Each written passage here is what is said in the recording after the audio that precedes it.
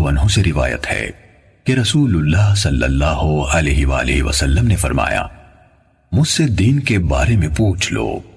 صحابہ کرام رضی اللہ عنہم آپ صلی اللہ علیہ وسلم سے اتنے مرعوب ہوئے کہ سوال نہ کر سکے۔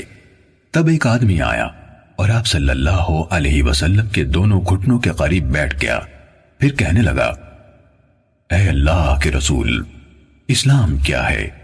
آپ نے فرمایا، تم اللہ تعالیٰ کے ساتھ کسی کو شریک نہ ٹھہراؤ، نماز کا اہتمام کرو، زکوٰۃ ادا کرو اور رمضان کے روزے رکھو۔ اس نے کہا، آپ نے سچ فرمایا۔ پھر پوچھا، اے اللہ کے رسول، ایمان کیا ہے؟ آپ صلی اللہ علیہ وسلم نے فرمایا، یہ کہ تم اللہ، اس کے فرشتوں، اس کی کتاب، قیامت کے روز اس سے ملاقات اور اس کے رسولوں پر ایمان لاؤ، مرنے کے بعد اٹھنے پر ایمان لاؤ اور ہر امر کی تقدیر پر ایمان لاؤ۔ اس نے کہا، آپ نے درست فرمایا۔ پھر کہنے لگا، اے اللہ کے رسول، احسان کیا ہے؟ آپ صلی اللہ علیہ وسلم نے فرمایا، تم اللہ تعالیٰ سے اس طرح ڈرو گویا تم اسے دیکھ رہے ہو، پھر اگر تم اسے نہیں دیکھ رہے تو وہ یقیناً تمہیں دیکھ رہا ہے۔ اس نے کہا، آپ نے صحیح فرمایا۔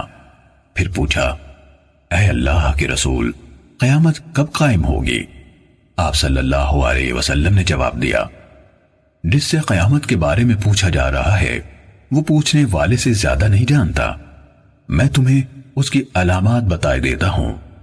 جب دیکھو کہ عورت اپنے آقا کو جنم دیتی ہے تو یہ اس کی نشانیوں میں سے ہے، اور جب دیکھو کہ ننگے پاؤں اور ننگے بدن والے، گونگے اور بہرے زمین کے بادشاہ ہیں تو یہ اس کی علامات میں سے ہے، اور جب دیکھو کہ بھیڑ بکریوں کے چرواہے اونچی سے اونچی عمارات بنانے میں باہم مقابلہ کر رہے ہیں تو یہ بھی اس کی نشانیوں میں سے ہے۔ یہ یعنی قیامت کا وقوع غیب کی ان 5 چیزوں میں سے ہے جن کو اللہ تعالیٰ کے سوا کوئی نہیں جانتا۔ پھر آپ صلی اللہ علیہ وسلم نے یہ آیت پڑھی، بے شک اللہ تعالیٰ ہی کے پاس قیامت کا علم ہے، وہی بارش برساتا ہے اور وہی جانتا ہے کہ ارحام یعنی ماؤں کے پیٹوں میں کیا ہے، اور کوئی شخص نہیں جانتا کہ وہ آنے والے کل میں کیا کرے گا، اور کوئی شخص نہیں جانتا کہ وہ کہاں کس زمین میں فوت ہوگا۔ سورت کے آخر تک۔ حضرت ابو ہریرہ رضی اللہ عنہ نے کہا، پھر وہ آدمی کھڑا ہو گیا اور چلا گیا تو رسول اللہ صلی اللہ علیہ وسلم نے فرمایا، اسے میرے پاس واپس لاؤ۔ اسے تلاش کیا گیا تو وہ انہیں یعنی صحابہ کرام کو نہ ملا۔ رسول اللہ صلی اللہ علیہ وسلم نے فرمایا، یہ جبرائیل تھے، انہوں نے چاہا کہ تم نہیں پوچھ رہے تو تم دین سیکھ لو، انہوں نے آ کر تمہاری طرف سے سوال کیا۔